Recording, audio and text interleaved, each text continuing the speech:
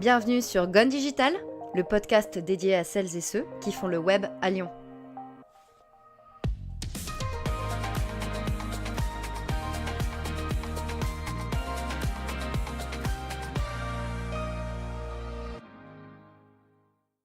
Bonjour à toutes et à tous, j'espère que vous allez bien.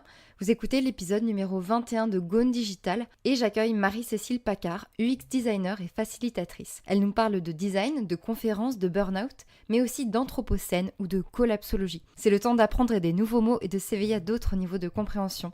Avec Marie-Cécile qui nous en apprend plus sur sa vie, sur son travail, mais aussi ses valeurs en général. Très bonne écoute. Hello Marie-Cécile, comment vas-tu aujourd'hui? Merci de venir dans ce podcast déjà. Merci à toi de m'avoir invitée. Écoute, ça va bien, il fait beau. On est au sofa. On est au sofa. C'est un chouette endroit. N'est-ce pas? Tu connaissais? Ouais, je connaissais, mais là, c'est super sympa. J'y suis jamais restée très très longtemps. On va y rester un petit moment. Cool. Ouais, un petit moment, c'est cool. Est-ce que tu viens de Lyon? Oui, non. Je suis née à Bourg-en-Bresse, mais j'ai vite émigré du fait des études à Lyon et j'y suis restée. Ça fait 18 ans que j'y traîne les basques. Quelle relation est-ce que tu entretiens avec le web? Avec le web, une relation très conflictuelle, parce que c'est merveilleux, c'est un outil fantastique. Je suis particulièrement intéressée par les merveilles que l'être humain, que l'intelligence collective arrive à faire naître. Et puis en même temps, le web, en ce moment, il m'embête bien, parce qu'il s'y passe des trucs, comme dans la vraie vie, des trucs pas très sympas, politiquement parlant, même ne serait-ce qu'au niveau de comment on conçoit les choses qui vont sur le web. Et puis aussi, j'essaie un peu de m'en éloigner, parce que je suis en train de faire une démarche d'abandonner mon smartphone. Waouh. Pour que... C'est on dit ça comme si c'était un truc de fou. Si t'allais monter l'Everest. Oui, mais voilà, il m'embête un peu trop. Il est tout le temps dans ma vie, il sollicite, il est tout le temps en train de me dire « T'as un truc à regarder !» Et du coup, je me dis « Comment est-ce que j'ai pas la volonté de le faire ?» Donc, je vais aller vers un téléphone moins connecté. Voilà. D'accord. Okay. Je vais ressortir un vieux Nokia. C'est avec le serpent là, Exactement. Tout le monde dit ça. C'est l'argument. Ils en ont ressorti un nouveau là, Nokia, l'imitation du 3310 revisité. Et il y a un truc, c'est un seul mot, Snake. Le Snake, c'est ça. Voilà. En plus, il résiste à l'eau, tu peux le faire tomber de 3 étages, il est toujours vivant. Enfin, il y a 3 semaines de batterie. 3 semaines de batterie. Le truc impensable maintenant. Voilà. Quoi? Et oui. Ok, intéressant. Ouais. Parlons un peu de tes études et de tes formations. Tu as fait l'université Lyon 2 et Bellecour École. Raconte-nous comment ça s'est passé. Qu'est-ce que j'ai fait à l'université? Parce que j'étais bonne en anglais. Donc on m'a dit, continue.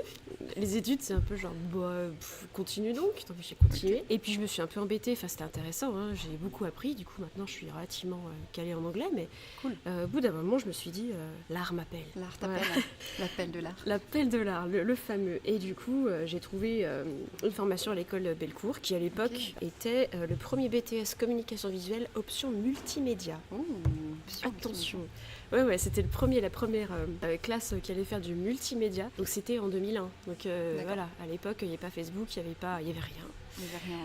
L'internet était uniquement l'ICOS, les prémices de Google. Et je suis même pas sûre qu'en 2001 Google était déjà là. Et donc j'ai appris le web dans ses formes les plus basiques, primitives. D'accord. Voilà. Et puis ensuite je me suis auto-formée. Cool. Voilà. Donc t'es un peu autodidacte en fait. Oui, on va dire que oui. Sans BTS c'est pas grand chose aujourd'hui. T'es formée sur le tas. Avec les changements du web. Et t'as commencé en tant que web designer freelance à ton compte? Oui. Ça et très mauvaise idée. C'est hyper rare en fait là de très mauvaise idée. Pourquoi?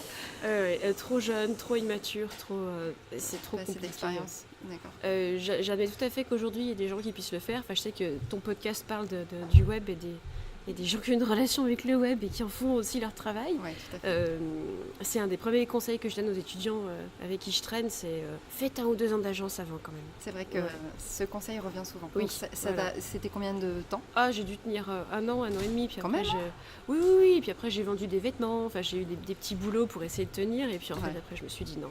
C'était pas... Voilà. Du coup, tu as été web designer en agence pendant 10 ans. Oui. Par la suite. Oui. Tu as intégré des agences après. Voilà, dans différentes agences web lyonnaises. Okay. L'avantage du coup, c'est que tu as un système hiérarchique qui t'aide à résoudre les conflits. qui t'apporte les affaires, t'as pas à les démarcher toute seule. Et puis en cas de problème avec un client un peu retors, t'as toute une équipe avec toi, enfin tu travailles pas seul, c'est quand même beaucoup plus... c'est une meilleure entrée en la matière. Et qu'est-ce que tu faisais là-bas ? Au départ, j'ai commencé par être graphiste, simple graphiste, comme si le métier de graphiste était simple, ça n'est pas simple. Au contraire, c'est compliqué. Web designer en tout cas, et puis petit à petit, j'ai évolué vers la définition des besoins, la gestion de projet au sens large, le design dans le sens vraiment pur du terme, le design thinking, tous ces trucs-là. Et puis l'ergonomie, l'UX, et la perception du besoin client, les études utilisateurs, et puis la conceptualisation de tout ça. Donc tu t'es vraiment dirigée vers l'UX après ? Oui, naturellement. C'était ça, je pense que c'était ça. Ouais, c'était ça. Aujourd'hui, je produis beaucoup moins de choses graphiques. Et j'ai remarqué que quand t'arrêtes, c'est difficile de reprendre. C'est pas comme le vélo en fait. Non, quand tu t'y remets, tu pédales dans la semoule un peu. Enfin, moins t'en fais et moins c'est facile. Et depuis mars 2017, tu es intervenante en UX dans diverses écoles de design et en stratégie marketing. Et tu transmets aux élèves les méthodes de design centrées utilisateurs. Comment c'est d'être enseignant ? Ah, c'est très cool. C'est cool et c'est frustrant parce que l'enseignement, ça reste une grosse machine. J'ai un peu l'impression que parfois les moyens dépassent le but. On n'arrive même plus à se dire on est en train d'enseigner quelque chose de plus grand que nous. C'est non, vous voyez, il faut organiser ça, il faut découper ça en classe, en cursus, en machin, et on perd beaucoup de temps, beaucoup d'inertie. Enfin, après, c'est pas mon métier et je respecte absolument. C'est une de mes occupations. Il faut pas vraiment que j'enseigne parce que c'est un peu. Quand même. Je m'entore. Je suis plus intervenante qu'enseignante. Voilà. Donc, mais j'essaye, de temps en temps, d'être avec des élèves et puis de leur ouvrir un petit peu l'esprit, de leur enseigner des choses, déjà de par mon vécu, des choses qui sont solidifiées par une expérience. Et puis la principale chose que j'essaie d'enseigner, c'est de leur faire changer de mentalité. Dans quel sens ? Dans le sens, on ne produit pas pour produire, on produit pour des gens. Toute une phase d'empathisation, très joli mot, avec les personnes pour lesquelles on va concevoir. Enfin, il faut toujours garder en tête que notre produit ou notre artefact, il va être utilisé par des gens. D'accord. Et qui va s'inclure dans un écosystème physique, autant matériel que immatériel.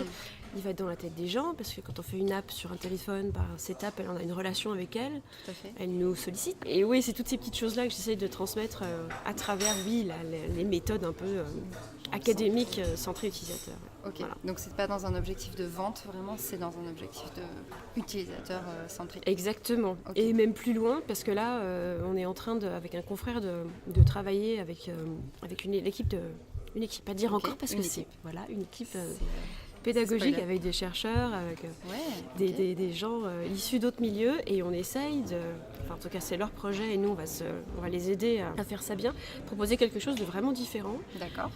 Où on n'est pas en train d'apprendre à des gens à vendre mieux. Ok, c'est très mystérieux. Très mystérieux. Oui, ça va venir bientôt. On te suit pour savoir. Oui, voilà. Un petit peu la suite. Très bien. Parfait. Tu es aussi bénévole dans l'association. Tu fais plein de choses. Tu es bénévole dans l'association XDA, je le dis bien ou pas ? Oui, XDA, ouais. XDA Lyon depuis 2016. Et tu as notamment aidé à la conception, organiser la conférence annuelle en février dernier à Lyon. Et au niveau des bénévoles, des sponsors, tu peux nous dire ce dont il s'agit et qu'est-ce que tu as fait pour eux ? C'est un gros morceau. Donc IXDA, comme on dit là-bas aux USA d'Amérique. C'est une association de promotion du design d'expérience, interaction design, donc design d'interaction. Donc pareil, c'est l'art, en tout cas l'art, les méthodes de conception, j'ai l'art de concevoir quelque part, des choses avec lesquelles les humains vont interagir. Donc, ça peut être autant quelque chose d'applicatif qu'une interface physique de retrait de billets de concert ou même des objets plus pragmatiques comme des ordinateurs. Voilà. Donc c'est l'interaction entre l'humain et quelque chose. D'accord. Voilà. Donc XDA est présente dans le monde entier. Je crois qu'on a... je pourrais pas dire, mais on est beaucoup. Ouais. On est 80 000 personnes, je crois. Oui. C'est énorme. C'est beaucoup. Dans le monde entier, donc il y a des chapitres un peu partout. Le chapitre lyonnais existe depuis, je sais plus d'une dizaine d'années, il me semble. Et bref, chaque année, l'association globale organise sa grande conférence, la grande messe du design d'interaction. La messe annuelle. Voilà, la messe annuelle. Et on a postulé avec les petites équipes lyonnaises pour organiser l'édition 2018. Cool. On a postulé en juillet 2016. 2 ans avant ? Oui, 2 ans avant. Ah non, mais c'est une grosse... Ah oui, d'accord, ok. Voilà, ça s'appelle Interaction, donc Interaction 18. Nous avons eu la chance de passer après des villes comme New York, Helsinki, San Francisco, Amsterdam, oui, donc Dublin. Des petits bleds, quoi. Des petits bleds paumés, voilà. Je te raconte même pas la joie de moi et toute j'imagine. l'équipe quand on a su que Lyon avait été retenu. Enfin, moi, j'aurais jamais imaginé. Excellent. Après Helsinki, Lyon, on est là, on représente. On représente le design d'interaction. Et effectivement, je faisais partie de la team, de l'équipe Cœur qui a organisé ce gros événement. Ok. On a accueilli 1200 designers du monde entier. Ça s'est passé à la Sucrière. C'était magnifique. Ça doit être génial. Je sais pas si les Lyonnais et les Lyonnaises qui nous écoutent savent ce que c'est que la Sucrière quand elle est vide. On te donne la Sucrière, on te donne les clés, elle est vide. Et il faut Toi, tu dois il n'y a pas une multiprise, et tu dois tout imaginer. Ça prend combien de temps d'imaginer tout ça? Ça a pris 1 an et demi. Ah, c'est ça. Enfin, 1 an, quoi. Oui, on a su qu'on était retenu en novembre 2016, donc ça a 1 an et quelques. Il y a eu du boulot, quoi. On avait une super team expérience, donc il y avait 2-3 personnes qui étaient dédiées sur leur temps. Enfin, c'était tout bénévole, hein, mais bon, sur le temps bénévole qu'ils avaient à donner à l'association et à la conférence, ils ont créé l'intégralité de l'expérience de la conférence. C'est ouf. Avec des méthodes du UX design. Mais ouais, du coup, c'était un bel événement. Ok. D'ailleurs, si vous allez sur interaction18.xda.org, on retrouve toutes les conférences qui ont été filmées, qui sont disponibles en vidéo. C'est top, ça. Majoritairement en anglais quand même. Oui. Mais ouais, c'était une sacrée expérience. À part ça, XDA organise des meet-up tous les mois. Si À je dis Lyon pas de bêtises. À Lyon, oui. D'accord. Donc, C'est ceux que ça intéresse, Oui. meet-up à Lyon, tous les mois. gratuit et ouvert à tout le monde. Tu es aussi la fondatrice et l'animatrice de Common Futures, c'est ça? Je dis bien Ouais. aussi. Common Futures qui fédère des designers, chercheurs et chercheuses, actrices et acteurs de collectivités autour des enjeux du design de demain. Beau programme. Il y a un peu la continuité de toute l'évolution déjà le monde, parce que depuis 2001 que j'ai commencé mes études de web, quoi. J'aime bien parce que tu fais études avec des études avec guillemets. des guillemets. Oui, parce qu'à l'époque, moi j'ai appris à faire des sites en Flash. Et oui, bah oui.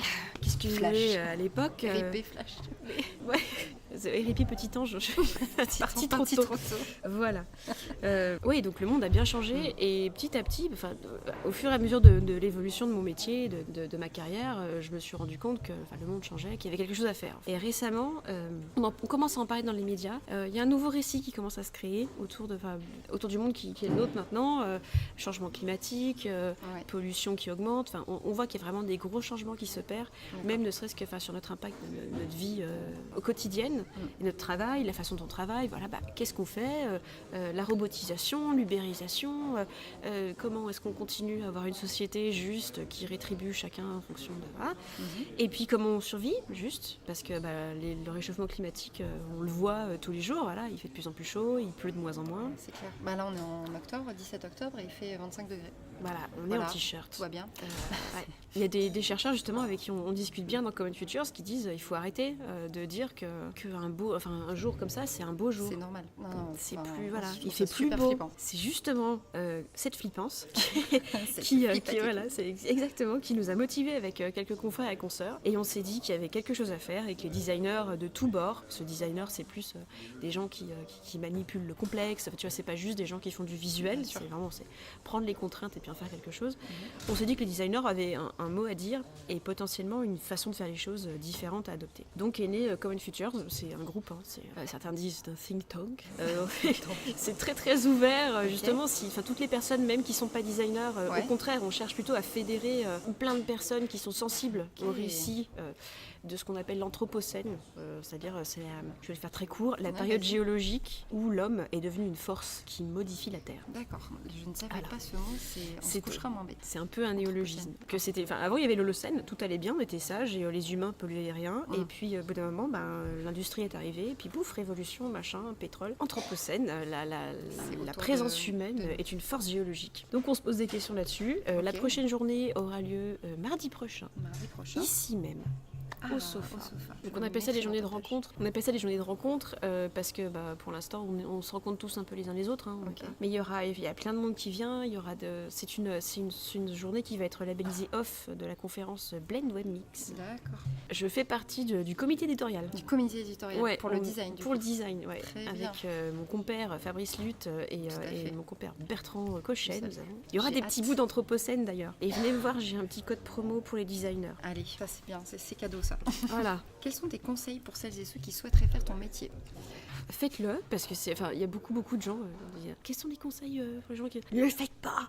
Si, moi je pense qu'on a besoin de gens, de designers, de gens qui, au sens large, s'intéressent à comment fonctionnent les choses, comment s'articulent les choses, qu'est-ce qu'on peut en faire, voilà, l'appréhension du complexe, j'aime bien dire ça, parce que c'est vraiment ça. Pour moi, le design, c'est ça. Les conseils que je donnerais, c'est pour les gens qui ont commencé un cursus de design, oui, lancez-vous pas tout de suite. Enfin, si vous pouvez le faire, c'est cool, mais c'est quand même bien de faire ses premières armes dans un environnement contrôlé. Avec justement en entreprise. Voilà, avec des gens qui prospectent pour vous, des gens qui vous aident en cas de besoin. Ça évite. Je pense que le plus dur, en tout cas moi qui suis indépendante maintenant depuis bientôt 3 ans, le plus dur c'est de prospecter. Oui. Le plus dur c'est de se valoriser, c'est de se vendre. Et ces choses-là, on les apprend sur le tas, mais c'est mieux quand on est un petit peu aidé en amont, quoi. C'est clair. Et niveau savoir-être, c'est bateau, hein, mais la curiosité, c'est plus. Au départ, j'aime pas cette expression, mais je pense qu'elle marche bien. C'est fake it till you make it. D'accord. C'est-à-dire, il vaut mieux s'imaginer, il vaut mieux se comporter comme on a envie d'être dans 2-3 ans pour arriver naturellement. Donc ça veut dire, si vous vous dites, et dans le futur, j'aimerais être dans cet asso, vas-y, va voir l'asso et parle-leur. Ou le simple fait parfois de dire, oui, je vais donner j'ai envie en 2019 de donner une conférence sur le sujet du design. Le simple fait de le dire à des gens, ça commence déjà à être une espèce de promesse, genre oh non, je l'ai dit à quelqu'un, il va falloir que je le fasse. Et parfois c'est une très bonne motivation pour se forcer. Obligé, en fait. Ouais, voilà, genre je l'ai dit, tu l'as dit quoi. C'est ça. Okay. Do it. Voilà. Fake it until you make it. Exactement. Quelles sont tes valeurs dans ton travail ? Parce que j'ai vu dans ton site, tu avais marqué tes valeurs. J'aimerais bien que tu nous les dises. J'aime bien poser ces choses-là pour faciliter mes prises de décision dans le futur, me dire, ok, si ces valeurs-là, c'est mes valeurs clés, ça veut dire que certains projets, ils iront pas. Et puis certains projets, ils iront mieux. C'est-à-dire que je vais plutôt me diriger naturellement vers des choses qui me correspondent. C'est hyper bien ça. Ouais, mais il faut faire l'effort au départ de les définir. Alors moi du coup, si je dis pas de bêtises, il y a la valeur, il y a l'honnêteté, donc un sens de l'honnêteté, la transparence. Après ça se décline, j'ai fait un système en diagramme de Venn, t'as l'honnêteté qui côtoie la notion d'héritage, et la dernière je m'en souviens pas, c'est bien. si, je crois que c'est la notion d'impact. En fait l'honnêteté c'est parce que j'ai besoin de transparence. La notion d'héritage c'est parce que tout ce qu'on fait et tout qui on est, on laisse une trace derrière nous, même si on fait pas de choses physiques. Et puis c'est bien aussi de préparer le futur, c'est-à-dire c'est aussi pour ça que je me suis tournée un peu vers le mentorat, parce que je pense que participer à former les esprits de demain, c'est ça. Et puis aider les gens plus jeunes ou plus novices à ne pas oublier ce qui s'est passé avant. C'est important quand on design d'avoir une perspective un petit peu temporelle, un peu longue. Dire qu'est-ce qui est arrivé avant nous, qu'est-ce qu'on en fait, est-ce qu'on le garde, est-ce qu'on le garde pas, qu'est-ce qu'on change, qu'est-ce qu'on remet en question ou qu'est-ce qu'on prolonge. Ok, voilà. Donc ne pas oublier son passé pour mieux appréhender le futur au final. Oui, voilà, on peut pas, c'est difficile, ne même pas oublier le présent. C'est bien beau de faire la disruption à tout casser, mais par exemple, une de mes valeurs me fait éviter d'utiliser Uber. J'utilise pas Uber. J'utilise pas Amazon et des services du genre. J'ai jamais commandé chez Deliveroo. J'ai aussi le privilège de pouvoir le faire. Et c'est un choix, mais j'avoue que je le ferai pas parce qu'ils traitent mal leurs employés. Des compagnies comme Uber ou Amazon n'ont pas d'inventaire. Amazon n'a pas d'inventaire. Ils n'ont pas d'inventaire physique. Ils s'amusent à prendre des articles de gens qui les stockent pour eux et puis les envoyer à des gens qui les ont commandés. Voilà. Et Uber, c'est pareil. Ils possèdent pas de véhicule. Quand on y pense, donc ils s'affranchissent d'un certain nombre de taxes et d'une certaine façon, ils contribuent pas à notre monde. Voilà. Donc c'est bien beau de prendre les avantages et de vouloir beurre l'argent du beurre, mais pour moi, le contrat social, il n'est pas bon. D'accord. Donc pour toi, il faut vraiment mettre les choses dans leur contexte, c'est-à-dire regarder comment les gens sont traités, est-ce que ça fait comme impact sur le monde en général. Parce qu'on peut se dire que Uber, c'est cool parce que t'as pas à te déplacer en transport, ou que Deliveroo, c'est chouette parce que t'as qu'à rester chez toi. Donc... Et c'est un petit peu, je dis pas que c'est la faute des gens, bien au contraire. Je pense qu'au contraire, le design souvent qui est produit aujourd'hui, ça y est, je retrouve mes valeurs. Voilà. Tout ce qui est produit aujourd'hui, ça masque. C'est très simple. Tout est simple, tout est facile, tout est accessible. Et quelque part, on oublie de montrer ce qu'il y a derrière. L'envers des choses. Voilà. Il y a pas mal de designers qui appellent ça les externalités. Pardon, je vais le dire. C'est-à-dire, le meilleur exemple que le designer Alan Cooper, qui est le papa de l'UX, a cité dans sa conférence à Interaction 18, je fais ma pub, c'est le camion poubelle. Tu mets tes poubelles dans ton sac, miraculeusement, le sac s'en va. Et tu ne poses absolument pas de questions. Tu ne sais pas et tu n'as aucun moyen de savoir où va le camion et qu'est-ce qu'on fait de tes ordures. Si tu le savais, tu serais en mesure de prendre des décisions qui s'imposent, selon tes préférences, ton mode de vie, tout ça. Mais si on était tous au courant de ce qui se passait avant et après les choses qu'on utilise, on serait plus en mesure d'être de bons citoyens et citoyennes et dire bon bah du coup moi j'ai pas forcément envie que le camion il aille foutre mes ordures dans un terre-plein, enfin sous la terre, ça n'a aucun sens. Ça n'a aucun sens. Voilà. Alors que si on masque l'externalité, bah ça a du sens puisque nous on est content le sac il s'en va. C'est vrai, tout à fait. Moi ça me fait un peu penser à la problématique de la viande, on sait pas comment c'est fait et on oublie complètement la chaîne de transformation et comment c'est réalisé. Donc c'est fait ça pour. Me parle. Voilà, on a une relation avec une barquette et un morceau de matière qu'on n'arrive plus à relier à l'animal, quoi. Complètement. Et j'ai retrouvé ma dernière valeur, c'est l'éthique. L'éthique. Voilà. Oui, on en parle, on en parle dedans, clairement. La vérité et l'honnêteté, la notion d'héritage et la notion d'éthique. Mais les trois sont très liés, quoi. Parce que justement, si on analyse avec ce prisme Uber, déjà ils sont pas éthiques parce qu'ils respectent pas les gens. Il n'y a pas de transparence parce que justement ils veulent pas que ce système derrière se voit. Et puis en termes d'héritage, ils laissent derrière eux des gens qui sont en burn-out, mal payés. Et un truc qui sera pas bon pour l'humanité. Voilà. Du coup, c'est pas. Ouais, les valeurs, elles sont là pour être un guide. C'est pas. Voilà, c'est une ligne blanche. En fait. Voilà, c'est une boussole, c'est une ligne blanche. Ça veut pas dire que parfois, quand on a une période un peu creuse, ou alors qu'on est en agence et que notre patron choisit les contrats à notre place, on fait ce qu'on peut. Voilà, clair, c'est sûr. On a la liberté de partir. Après. On l'a toujours, mais comme tu dis, parfois ça peut être juste douloureux ou impossible, compliqué ou juste... D'accord. Selon toi, quels sont les enjeux de l'UX et du design aujourd'hui ? Les enjeux du design, on essaye un peu d'y répondre dans Common Futures. Et les enjeux de l'UX, on parle beaucoup depuis certaines années de design centré utilisateur. Il y a quelques designers, notamment encore une personne qui est intervenue, Interaction 18, Anna Jane, qui disait il faut aller plus loin que le user-centered. Il faut aller plus loin que le centré utilisateur. Il faut faire centré vivant, quoi, centré monde, voir un peu plus loin. Je pense que les enjeux de l'UX, en particulier pour moi, c'est de ne pas devenir une discipline bullshit. Je crois qu'il y a beaucoup de gens qui commencent, mais c'est très bien, moi je suis tout à fait contente, à engager des UX designers, à engager des indépendants ou même les prendre chez eux en tant que salariés. Okay. Et le design a toujours un peu souffert de cette image de baguette magique, tu sais, genre c'est bon, on a un designer, il va venir, il va rendre tout beau, il ou elle d'ailleurs, et puis c'est génial, quoi, on pourra lui dire ce qu'on veut avec un petit bâton, de se lui faire dis donc, va plus vite, ou alors mets-y plus à gauche là, ou alors à droite, non, j'aime pas le vert. Et puis aujourd'hui aussi, voilà, t'as l'UX dans le sens c'est merveilleux, le design thinking, les études d'utilisateurs, les entretiens, les trucs d'usage, c'est trop bien, on va résoudre notre problème. Il y a aussi le design sprint. Je pense que, que tu as dû... Mais n'hésite pas à le répéter pour ceux qui ne connaissent pas le design sprint. Le design sprint, c'est une méthode qui a été formalisée par l'équipe deux personnes de l'équipe de Google Ventures. Donc c'est la partie venture capitalist, donc les investissements, fonds d'investissement de Google, qui investissent dans des startups. Et en fait, ils avaient besoin d'une petite méthode pour être sûr que les startups dans lesquelles ils allaient investir étaient rentables. Bien sûr, en tout cas, viable, quoi. Okay.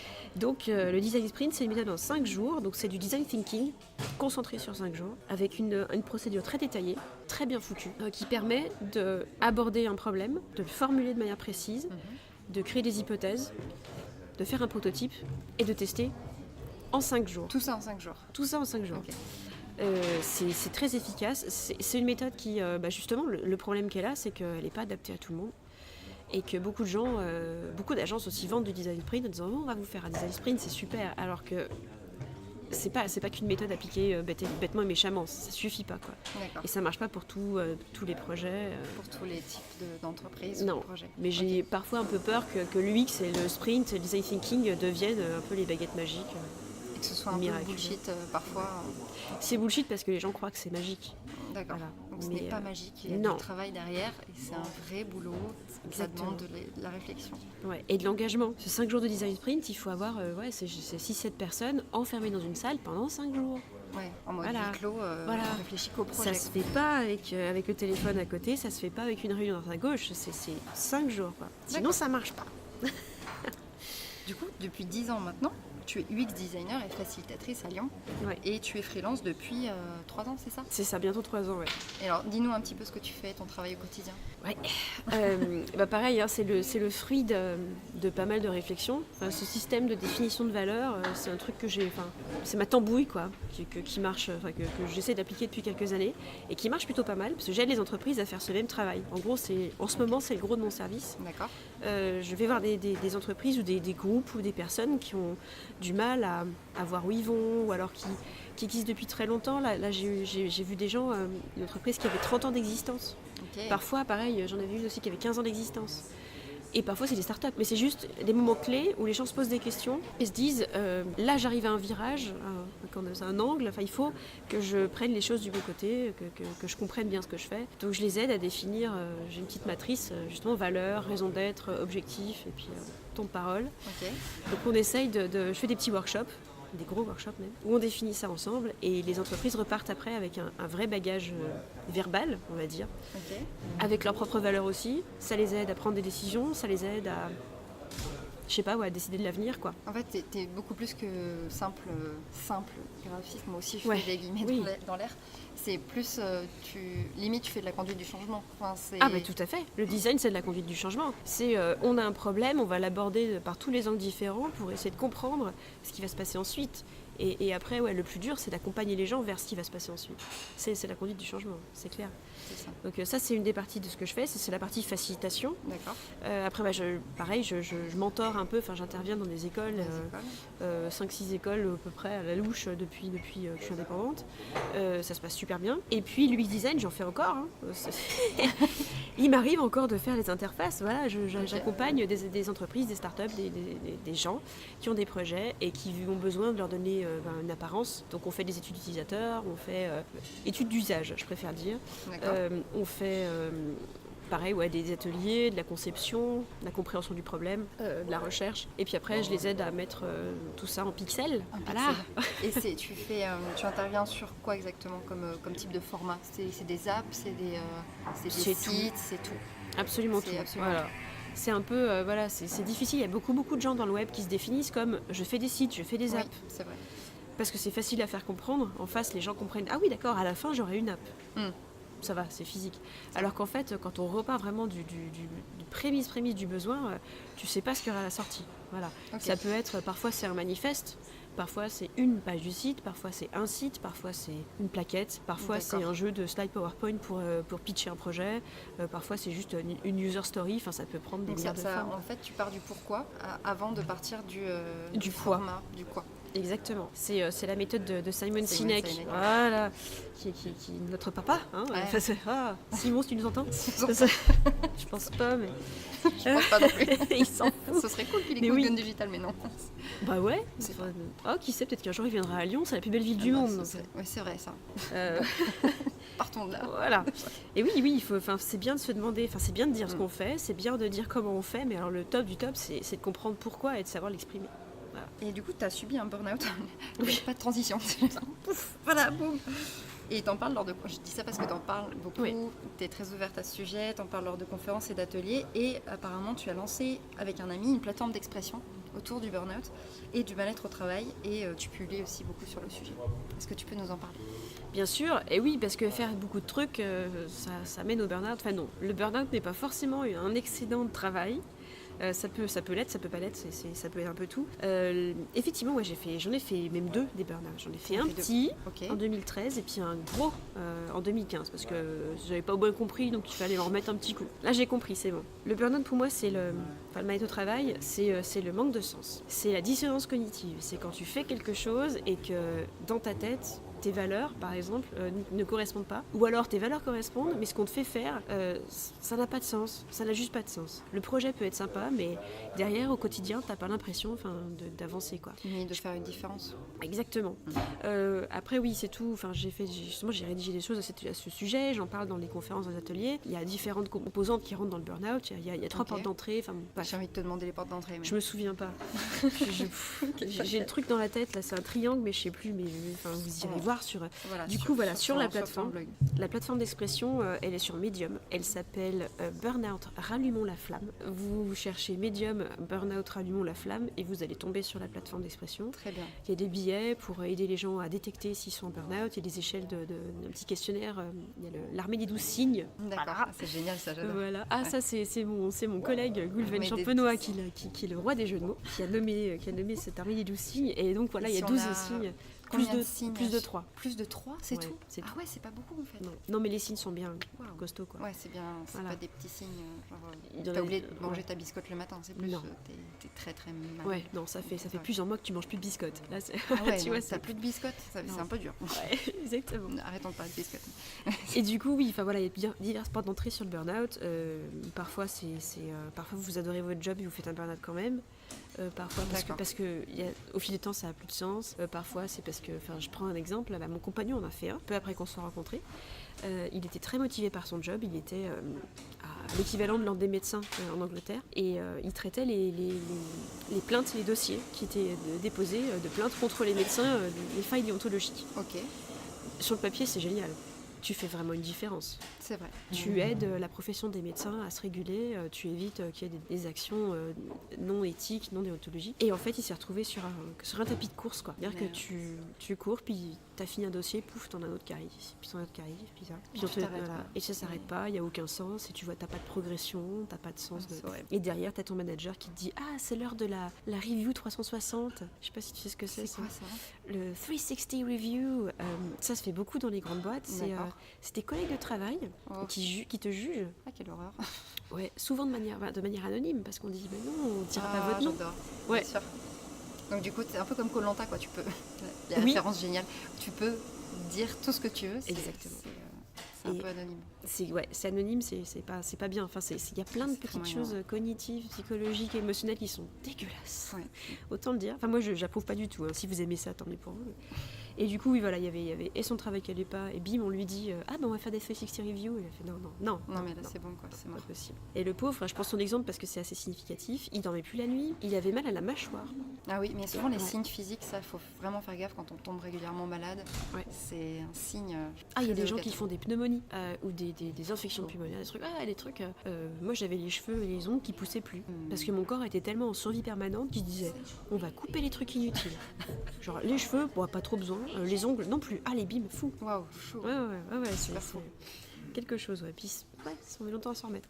Mais du coup, oui, si jamais, il y a des gens qui écoutent le podcast et qui se sentent pas très bien dans leur travail, ne serait-ce que psychologiquement ou physiquement, même si c'est le dream job sur le papier, eh bien, venez m'en parler. Sur mon site, pareil, dans la partie intervention, il y a quelques vidéos là-dessus, avec mon compère Gulven Champenois. On essaie de donner des clés, des actions, des petites choses qui permettent de soulager les gens. C'est super sympa, merci Voilà. beaucoup. Et Mais de n'hésitez rien. pas, vraiment, Ouais. c'est important de parler du sujet, c'est bien que tu en parles. C'est lié à ce qu'on vit aujourd'hui, c'est important. Ouais. Tu as réalisé de nombreuses conférences sur le thème du design, de la sociologie et du rapport au travail lors de Paris Web, Blend Web Mix, Sud Web ou encore Mix IT. C'était quoi ta conférence préférée? Ah, Mix IT, Mixit, je sais pas, c'est Mixit, je sais pas comment c'est dire. ma conférence préférée. C'était sur quoi? Globalement, non, j'aime y aller, déjà. Ok, je Et croyais que ta puis- conférence, celle que tu avais fait. En fait. La dernière en date que j'ai donnée à Lille en juin dernier sur Oui. l'anthropocène et le design, justement, D'accord. où je commence un petit peu à... Elle est maladroite, parce que c'était ma première sur le sujet, mais quand je comprends pas un sujet, en général, je me dis: bon, je vais donner une conférence. Et on Comme verra. ça me force à faire de la recherche, ça me force à formaliser un truc dans un temps limité, et comme Ok. ça, après... Mais j'ai comment compris, tu fais pour... tu te dis j'ai envie de faire une conférence, tu prends contact avec les organisateurs Ouais. et après tu vois... On pose un sujet, c'est comme Blend, Paris Web, Sud Web et Mixit. Alors, Sud Web, ils le font plus parce qu'ils font de la curation à 100%, Ok. mais toutes les autres conférences ont des call for papers, des appels à conférenciers. Ok. En général, je les remplis, puis je prie très fort. D'accord. Voilà. Je prie Et le au grand dos Steve Dieu. Jobs. Tu pries le Steve Jobs. Voilà.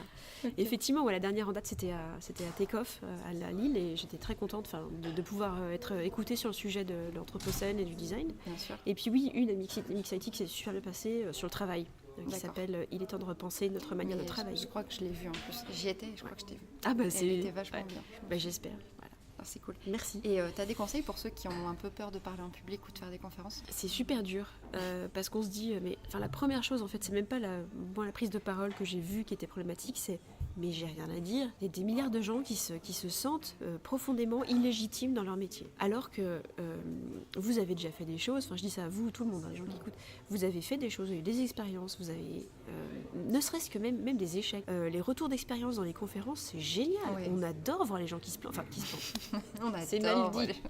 Non mais c'est vrai, on aime bien savoir les échecs pour savoir qu'est-ce qui a merdé et comment les gens réagissent. C'est toujours intéressant. Et comment on s'en est sortis, c'est super intéressant. Et même ça, tiens, voilà, il y a, comment elle s'appelle, Agnès Asser qui a parlé à Paris Web cette année avec sa conférence Tempête de boulettes géantes en prod. Oui. Voilà, donc c'est la tempête de boulettes géantes, c'est j'ai fait une boulette, c'est en prod. Okay. Et puis en fait, il n'y en avait pas qu'une. Voilà. Et dans mes valeurs de vérité, d'honnêteté, il y a la vulnérabilité en fait. C'est-à-dire que quand on n'est pas bien, ou quand on a fait une connerie, ou quand on a raté, il faut le dire, il faut l'accepter. Il faut être honnête, transparent. Voilà. Exactement. Ça sert à rien de se cacher, de toute façon elle va ressurgir. Elle va sortir. De toute manière. Voilà, de manière sale en plus. C'est ça. Voilà. Et du coup, c'est une façon de tout le monde a des retours d'expérience, des choses intéressantes, ne serait-ce que votre évolution de carrière. Cette année, on va accueillir à Blend Anne-Sophie Tranchet, qui va nous parler de son passage de dev à UX. D'accord. Voilà. Donc c'est super comme sujet. Enfin, le nombre de gens qui me disent mais j'ai rien à dire, mais si. Vous avez tous et toutes des trucs intéressants à dire. Faut juste voilà. Et d'ailleurs, souvent je propose mes services si jamais des gens qui nous écoutent, surtout les femmes, parce qu'on a beaucoup tendance à se sous-estimer. Ça c'est vrai. On voit un call for purpose. Et se disent ouais j'aimerais bien postuler mais je sais pas trop quoi dire, venez on en discute quoi, on fait du ping-pong mental pendant 10 minutes et puis après vous sortez avec un sujet et puis voilà. Yes, quoi. Je peux le faire. Mais oui. Sortez de là en mode c'est ok. Ouais, puis pareil, fake it till you make it, si tu te dis en 2019 je donne une conférence, et déjà ça veut dire que psychologiquement tu vas regarder, dès qu'il y aura un call for paper tu vas faire ah tiens et si l'univers va t'envoyer des signes. Exactement. ouais moi je le perçois plus comme tu vas voir les signes que l'univers t'envoie. Parce que l'univers, il nous en envoie plein des signes, c'est juste qu'on les voit pas. Et que quand on se met dans une prédisposition pour les voir, et là, on se met à les voir. Genre, oh oui, tout ce temps, ouais. Ils étaient là. Voilà. D'accord. Et en dehors du web, selon ton site, toujours, parce que je me suis basée sur ton site qui est ultra complet, tu construis, tu peins, tu couds, tu tricotes, tu chantes, tu écris, tu prends des photos, tu colores tes cheveux. D'ailleurs, aujourd'hui, tu as une magnifique crinière rose et jaune. Ouais, je sais pas trop, je suis plus. J'adore. Donc en fait, pour te faire plaisir, je pense que je peux t'offrir un thé après une séance de muscu, accompagné d'un bon jeu vidéo. Ah, parfaitement. C'est bon ? Ah, c'est parfait. C'est cool, tu fais plein de choses à côté de ton travail. Oui, j'essaye, comme tout le monde. Le problème aujourd'hui, je dirais, c'est que dans le travail, on dit aux gens, vous allez au travail et vous devez vous accomplir uniquement à travers ce travail. C'est ce travail qui sera votre source de joie, d'épanouissement, de trucs. Et on oublie complètement le reste, qui en fait est aussi une source de joie et d'épanouissement. Enfin, lire des livres sur son canapé sans bouger, c'est un hobby qui est merveilleux. Le voyage sans bouger, c'est voilà. Et il faut faire ces choses-là. Enfin, moi j'adore me colorer les cheveux. J'adore ça. C'est un peu galère, ça coûte cher, voilà, parfois je fais des petits ratés, j'ai les cheveux qui crament un petit peu, mais je sais pas, ça me change les idées. Ça, oui, mais c'est un de tes hobbies, c'est une de tes passions, donc... Absolument, si j'aime bien tricoter heureuse, aussi. Voilà, exactement. Oui, je construis parce que j'aime bien faire des tout petits meubles. Ah ouais? Okay. De petits machins, j'ai fait ma table basse. Génial. Pourquoi pas? Mais c'est à la portée de tout le monde en fait. On a juste oublié parce qu'aujourd'hui il y a trop de tables basses chez Ikea qui sont trop belles, mais on peut très bien construire des trucs soi-même. C'est vrai, et puis c'est chouette de construire un truc soi-même. Après t'as le côté, c'est moi qui l'ai fait. Exactement. Mais du coup, tu peux pas la changer. Mais ça fait 3 ans que ma table basse c'est la même et je suis là. Non, c'est ma table basse, c'est moi qui l'ai fait. Mais elle est décrépite. Voilà. Non, c'est ma table à moi. Voilà. Non, mais je rigole, mais ok. C'est cool. Est-ce que tu peux nous donner tes outils fétiches et des logiciels que tu conseilles? Alors, ça va être très pas du tout design.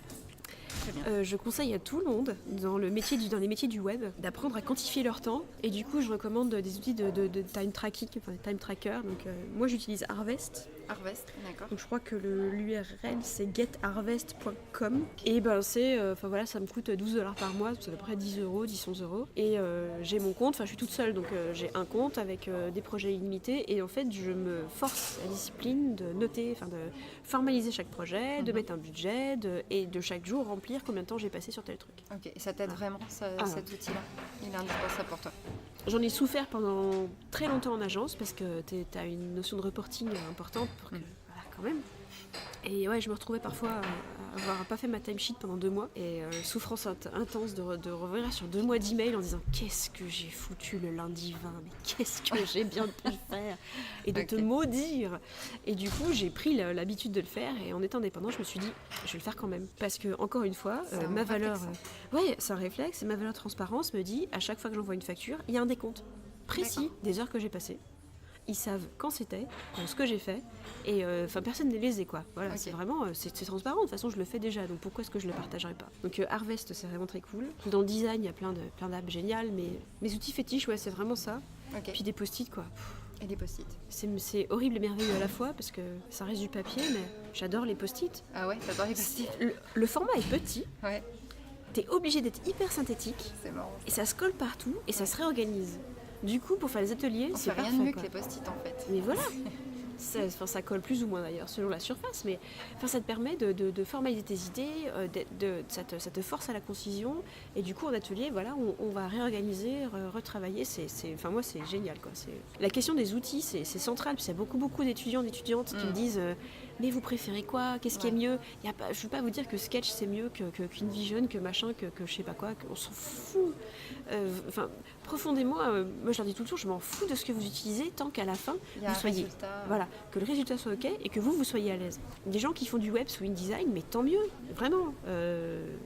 C'est clair. Voilà. Non, mais tant que c'est fait, que ça c'est intéressant et que c'est bien visuellement. Avec la personne derrière vous pourra intégrer de manière, que vous lui fournissiez tout ce qu'il faut. Moi, je vois aucun problème, quoi. Quelles sont tes adresses coup de cœur à Lyon? Là, ici, Sofa Guillotière. Ici même, le Sofa. C'est un super univers. Voilà. Oui, Sofa Général, parce qu'il y a donc un site à Guillotière. Donc là, on est place Raspail. Tout à fait. Juste à côté de l'université Lyon 3, à l'angle de la rue Cavenne. Et il y a aussi le Sofa Terreau. Tout à fait. Qui est juste derrière, qui est rue Sainte-Catherine, juste derrière la place des Terreaux. C'est un endroit presque magique, où le temps est différent, où on devient subitement très productif, tout en dégustant des spéculoos. Le Sofa, c'est un slow café, pour ceux qui ne connaissent pas, ceux et celles qui ne connaissent pas. C'est-à-dire qu'on vient et on paye uniquement le temps qu'on passe. C'est-à-dire que tout est gratuit, entre guillemets. C'est-à-dire vous venez, vous buvez, vous mangez, vous êtes sur des canapés qui sont super chouettes. Ouais, c'est hyper vintage, j'aime beaucoup la déco. C'est très beau, très avec beaucoup de goût et très vivant. Voilà, il y a des plantes et tout, les gens sont adorables aussi. Et vous venez, vous vous posez et vous payez uniquement le temps que vous restez. Donc la première heure est à 5 € et après c'est 2 € les demi-heures supplémentaires. Ils ont des forfaits à la journée, au mois, à la semaine. Enfin voilà, vous pouvez. Ils ont des espaces résidents aussi pour les gens qui veulent être en coworking avec d'autres personnes. Mais sinon, moi je passe, on a un petit groupe de gens qui viennent là, on organise des petites journées, Common Futures aura lieu là, on fait des apéros, on fait des trucs, l'équipe du Sofa est super accueillante et toujours prête à entendre nos idées les plus farfelues. Pour finir, j'aimerais bien que tu nous parles de quelque chose qui t'a inspiré récemment. Alors oui, c'est compliqué parce que je vais vous parler d'anthropocène, forcément. Voilà. Maintenant qu'on a appris le mot. Maintenant, et de collapsologie, c'est pas lié. Ouais. Collapsologie. Ouais. C'est pareil, la collapsologie, c'est lié à l'anthropocène. C'est ok, les humains sont devenus une force géologique qui modifie la Terre. Qu'est-ce qui va se passer? Et en gros, la collapsologie, c'est la pseudo-science, parce que c'est tout nouveau. C'est même, je crois que le terme a été inventé de manière... Ils rigolaient entre c'est Raphaël Stevens et Pablo Servigne qui ont écrit un bouquin sur la question. Ils disaient on va appeler ça collapsologie pour rigoler, puis ça a pris. Voilà. Okay. Donc c'est la science discipline qui s'interroge à dire si notre société doit chuter, quand est-ce qu'elle chute, comment elle chute et qu'est-ce qu'on propose pour est-ce qu'on atténue la chute, est-ce qu'on la provoque, quand je parle de chute, c'est pas du jour au lendemain, c'est l'apocalypse et les zombies, quoi. C'est plus s'il y a une crise et qui fait que le pétrole, donc le gasoil, devient hors de prix, quelles conséquences ça a sur notre vie, qu'est-ce que ça change dans le monde. D'accord, donc c'est faire un peu des scénarios catastrophes pour savoir ce qui va se passer, comment on peut y réagir. Catastrophez pas, et parfois on peut essayer d'aller vers les bonnes choses. On voudrait bien, par exemple, conserver les communs, donc on va documenter, rendre les choses accessibles, éviter d'avoir tous les trucs bloqués par des DRM, ça c'est bien pour le futur, des trucs cool, quoi. Et puis il y a des projets super... un projet qui m'inspire beaucoup, c'est un projet de 2 chercheurs, Alexandre Monin et Diego Landivar, qui seront à Blend. Vous aurez l'honneur de les entendre dans le Grand Amphi. Et Alexandre Monin, Diego Landivar, ils ont un projet qui s'appelle Closing Worlds. Il y a des futurs qui sont pas souhaitables. Dès aujourd'hui, on a le pouvoir de les fermer. C'est hyper intéressant ça. Ouais, on retourne le truc et on se dit, Ok. si on veut pas que Uber ou que Elon Musk ou que... Comment il s'appelle ? Mon ami, là, je le déteste. Jeff Bezos, le trio-millionnaire, le patron d'Amazon. Je l'aime pas du tout, clairement. D'accord. C'est un monsieur que je n'aimerais pas fréquenter. Si ces gens-là, imaginons, qu'est-ce qu'on imagine ? On veut pas que ces gens-là deviennent des présidents ou des oligarches. Qu'est-ce qu'on peut faire pour éviter un monde où Jeff Bezos est président des États-Unis ? Déjà qu'on a un bien salé là en ce moment. Ouais, déjà, je sais pas si on pourra faire pire. Ouais. Si, on pourra faire encore plus méchant. Plus méchant. Ouais, encore plus vicieux. Encore plus. Ouais, il est méchant. Pas mal, hein. Je sais pas, j'aurais plus peur de Bezos. T'aurais plus peur de Bezos Ouais. Ou d'Elon Musk. Moi j'adore Elon Musk, mais On en discutera. on discutera après. Ils font partie d'un mouvement on va dire on appelle ça le solutionnisme technologique. Pour eux, la technologie va sauver le monde. Alors que c'est pas forcément le cas. La première chose qui nous fait dire que ça va pas se passer, c'est que par exemple, nos téléphones n'arrêtent pas d'augmenter. Le prix des téléphones. Là, il faut vendre un rein pour avoir le dernier iPhone, clairement, c'est ça. Ça n'a plus de sens. C'est aussi en partie, c'est pas que. C'est bien sûr, comment on appelle ça, l'avidité, l'avarice des fabricants, mais c'est aussi le fait que les matières premières augmentent, parce qu'il y a moins de terres rares et de métaux rares, métaux précieux pour créer nos trucs. Donc il y a certains métaux rares et terres rares qui vont juste disparaître dans les 20 ans à venir. Donc moi je veux bien qu'Elon Musk nous emmène sur Mars, mais quand il n'y aura plus de manganèse ou de cadmium ou de trucs, il va bien galérer. Donc moi c'est pas que j'y crois ou j'y crois pas, ou c'est une technologie, c'est juste que... Tu te poses les bonnes questions en tout cas, et c'est intéressant, ça fait réfléchir je trouve. Il y a plein de choses qui se passent sur l'anthropocène et collapsologie, on en parle dans les médias, ça passe dans le monde, Libération, machin, vous pouvez pas tomber à côté du sujet. Sur mon blog aussi, il y a plein de... sur mon site et dans la dernière, notamment la dernière conférence que j'ai donnée là, sur le sujet, plein de références avec des liens. Génial, ok. Scrollez tout en bas, il y a plein... On va aller voir ça parce bonne plongée. Hyper intéressant comme sujet. N'y allez pas si vous... n'y va pas, je dis ça à tout le monde, mais n'y allez pas si vous déprimez un peu parce que c'est pas méga gay. C'est un peu comme regarder Black Mirror, quoi. Complètement, tout à fait ça. Mais c'est important quand même. Pour moi, ouais. Pour moi, même si ça déprime, c'est quand même important. C'est bien d'être au courant, ouais. Voilà. Okay. Merci beaucoup en tout cas. Mais de rien, je te remercie à toi. Super top de nous parler de tous ces sujets. Et si on veut te suivre, on va sur Mastodon du coup. Oui, Mastodon, je crois que mon truc c'est mcpacard@mastodon.design. Ok, sur ton site web aussi. Mon site web, mcpacard.com. Twitter, c'est mcpacard. En fait, c'est mcpacard partout. Donc on te trouve facilement sur l'internet. Sur l'internet du monde. Voilà. Merci, à bientôt. Merci à toi. Le podcast est à présent terminé, merci beaucoup de l'avoir suivi. Je vous invite à retrouver Gone Digital sur SoundCloud, sur iTunes, sur Spotify, mais aussi sur la page Facebook, sur la chaîne YouTube et sur Instagram. Voilà, le lion est présent un petit peu partout. Je vous invite aussi à vous abonner à la newsletter mensuelle de Gone Digital avec tous les bons plans des invités, leurs bonnes adresses et les outils. Voilà, je vous dis à très vite, merci.